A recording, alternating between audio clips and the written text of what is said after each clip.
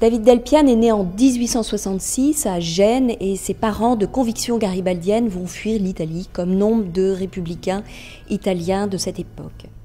Sa vocation va naître dans cette famille d'artisans d'art de façon assez naturelle. Le jeune David a 9 ans quand il arrive à Marseille. Il faut imaginer cette ville en plein essor, une porte sur le monde entier. Son frère Jean-Baptiste reprendra le métier paternel de sculpteur sur bois pour la marine. Élève des Beaux-Arts à Marseille, il est admis dès 1876 malgré son jeune âge et ce grâce à ses mérites déjà éclatants. Sous la houlette du peintre Magot, il y reçoit une solide formation académique. Comme nombreux artistes de sa génération, il a un atelier quai du Canal, puis à la fin de sa vie chez son ami Gaston Castel. L'atelier est son refuge, il y travaille beaucoup, préférant y peindre de mémoire. Il part ensuite à Paris comme tous les artistes de sa génération. Et là, il fait l'expérience des grands maîtres qu'il découvre lors de ses visites au Louvre. Il est fasciné, curieux, avide de nouveautés, parcourant les galeries avant-gardistes, les brocantes, les marchands d'objets d'art, et ses découvertes vont marquer ses recherches picturales. Il explore tous les courants artistiques nouveaux, affinant peu à peu son style. Nous voyons une affiche ici, à la façon un petit peu d'un Toulouse-Lautrec. Comme beaucoup de Marseillais, il aime partir au calme à la fin de la semaine et se réfugie dans les collines.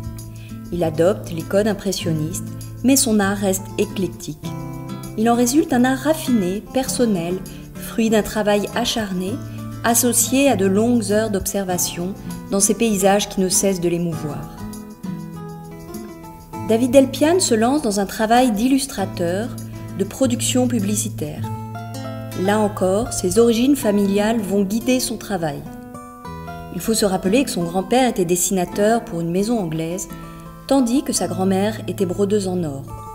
Ces références vont sûrement lui donner un sens aigu de la décoration raffinée, son goût pour les arts appliqués et cette sensibilité pour la mode qui s'épanouira dans l'esprit de l'Art nouveau. Même référence artistique chez son frère, qui a sculpté ce joli petit miroir en bois. Il réalise des affiches, un art considéré comme mineur à l'époque, mais qui le fera connaître.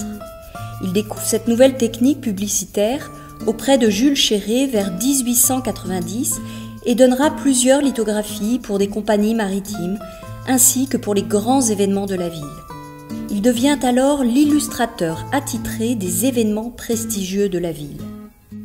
C'est donc naturellement que Jules Charleroux, qui a été nommé commissaire général de l'exposition coloniale de 1906, fait appel à David Delpiane pour réaliser l'affiche officielle de l'exposition.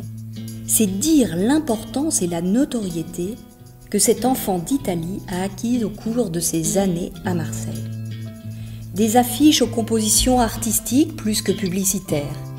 Il conçoit ici une marine dans un style des plus originaux, loin du style un petit peu facile et lisse des orientalistes. Il rassemble dans un étrange navire à balancier 12 représentants des possessions françaises.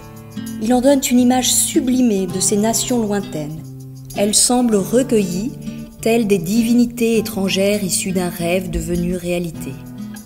Et Marseille s'étire, s'incline dans une lumière froide. Devant elle, on reconnaît parfaitement les monuments phares de la ville. David Delpiane, né en Ligurie, peintre et chantre de la Provence, est le symbole de la fusion de ces cultures méditerranéennes.